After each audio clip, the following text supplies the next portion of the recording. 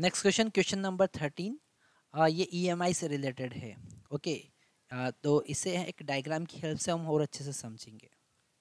तो यहाँ पर हमारे पास एक कॉइल है। A coil of insulated copper wire is connected to galvanometer. Galvanometer से हमने कनेक्ट किया है। What will happen if a bar magnet is push in the coil?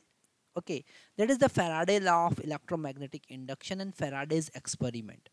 Okay, यहाँ पर हमको एक कॉन्सेप्ट को समझना है जो कि है Faraday's law, Faraday's law of EMI, electromagnetic induction, Faraday's law of electromagnetic induction। इसको हमको ध्यान से समझना है। ये क्या कह रहा है कि अगर किसी कॉइल से linked magnetic line of force time के साथ में चेंज होती है तो उस कॉइल में इंड्यूस करंट फ्लो होने लगता है। That is the Faraday's law. क्या कह रहा है वो कि अगर किसी लिंक्ड मैग्नेटिक फ्लक्स चेंज होती है, यहाँ पर चेंज वर्ड बहुत इंपॉर्टेंट है ना, चेंज वर्ड बहुत इंपॉर्टेंट है।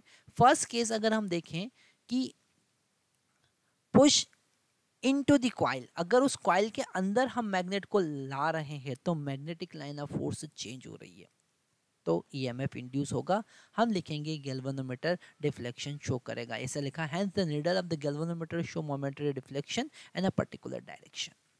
ओके, सेकंड देखेंगे, withdraw from inside the coil, बाहर निकाल रहे हैं हम तो भी linked magnetic line of force change हो रही है ना। हम डायग्राम से देख सकते हैं कि अगर हम इस मैग्नेट को ध्यान से हम समझ सकते हैं, अगर इस मैग्नेट को हम इस कॉइल के रिस्पेक्ट में पास ला रहे हैं, इनसाइड मूव करवाने हैं, तो जो मैग्नेटिक लाइन ऑफ फोर्स है, मैग्नेटिक लाइन ऑफ फोर्स है वो मैग्नेटिक लाइन ऑफ फोर्स है वो टाइम के साथ में चेंज होगी और बाहर ले जाएंगे तो भी चेंज होगी, तो गैल्वेनोमीटर डिफ्लेक्शन शो करेगा। थर्ड अगर हम देखें, थर्ड है held stationary into the coil. अगर कॉइल के अंदर स्टेशनरी है, there is no change in magnetic line of force with respect to coil, coil के रिस्पेक्ट में मैग्नेटिक लाइन ऑफ फोर्स में कोई चेंज नहीं होगा तो गैल्वेनोमीटर डिफ्लेक्शन शो